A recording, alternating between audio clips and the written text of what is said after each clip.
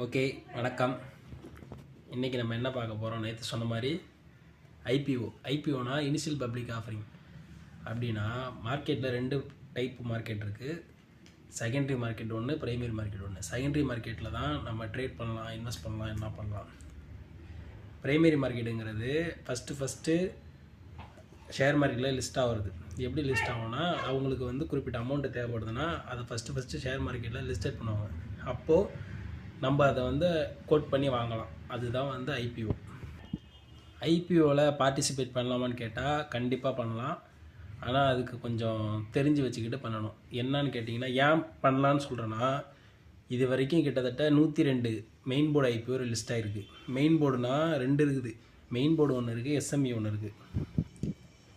எஸ்எம்இங்கிறது சின்ன சைஸாக உள்ள கம்பெனி. அதில் எப்போதுமே நீங்கள் முதலீடு பண்ணாதீங்க. மெயின் போர்டு ஐபிஓங்கிறது நம்பலாம். அது கொஞ்சம் பெரிய கம்பெனி, அதில் கொஞ்சம் ஹோப் இருக்கும். இந்த மெயின் போர்டில் 100க்கும் மேலே கம்பெனி லிஸ்ட் ஆகிட்டு இருக்குது. லிஸ்ட் ஆனதில் கிட்டத்தட்ட 60லேருந்து 70% கம்பெனி பாசிட்டிவ் லிஸ்டிங் ஆகிருக்குது.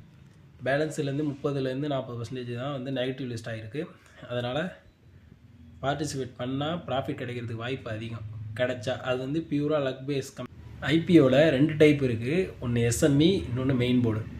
மெயின் போர்டுங்கிறது கொஞ்சம் மார்க்கெட் கேபிட்டல் அதிகமாக உள்ள கம்பெனி. எஸ்எம்இங்கிறது ஸ்மால் மீடியம் என்டர்பிரைசஸ். அப்போனா மார்க்கெட் கேபிட்டல் சின்னதாக இருக்கும்.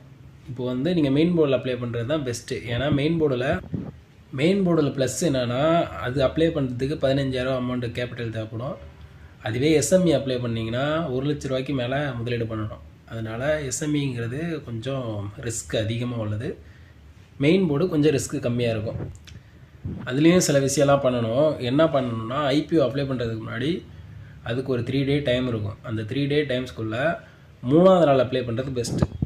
ஏன்னா 3ஆவது நாள் தான் ஒரு கம்பெனியோட எவ்வளோ சப்ஸ்கிரிப்ஷன் ஆகிருக்குது, எவ்வளோ பேர் அதில் பார்ட்டிசிபேட் பண்ணியிருக்காங்க, அதில் யார் அதிகமாக இன்வெஸ்ட் பண்ணியிருக்காங்க, அதெல்லாம் தெரியும். ரீட்டைல் இன்வெஸ்டரோட இந்த ஃபாரின்காரங்கெல்லாம் இன்வெஸ்ட் பண்ணியிருக்காங்களா என்னென்னு பார்த்துட்டு நம்ம இன்வெஸ்ட் பண்ணுறது பெட்ரு.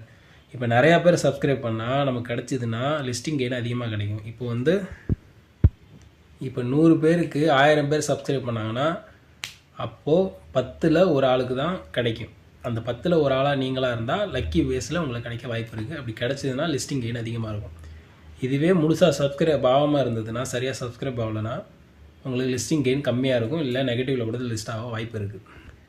சில கம்பெனி ஃபண்டமெண்டலாக சுமாராக தான் இருக்கும். ஆனால் அந்த கம்பெனி கூட நல்லா பர்ஃபார்ம் பண்ணும். சில கம்பெனி ஃபண்டமெண்டலாக நல்லா இருக்கும்.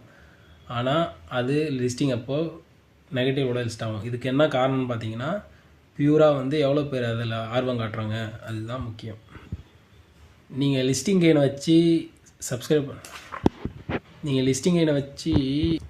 அதுக்கு நீங்கள் இன்வெஸ்டர் கெயின் அந்த ஆப்பை யூஸ் பண்ணிங்கன்னா அதில் தெரியும் எந்த ஐபிஓ எவ்வளோ சப்ஸ்கிரைப் ஆகிருக்கு, எவ்வளோ அளவுக்கு அது கெயின் கிடைக்க வாய்ப்பு இருக்குது, இல்லை நெகட்டிவில் லிஸ்ட் ஆகுமா, அதை பார்த்துட்டு நீங்கள் பண்ணிட்டீங்கன்னா அடுத்தது ஒரு 2-3 நாள் கழித்து உங்களுக்கு மெயில் வரும் கிடைச்சிதா கிடைக்கலையான்னு.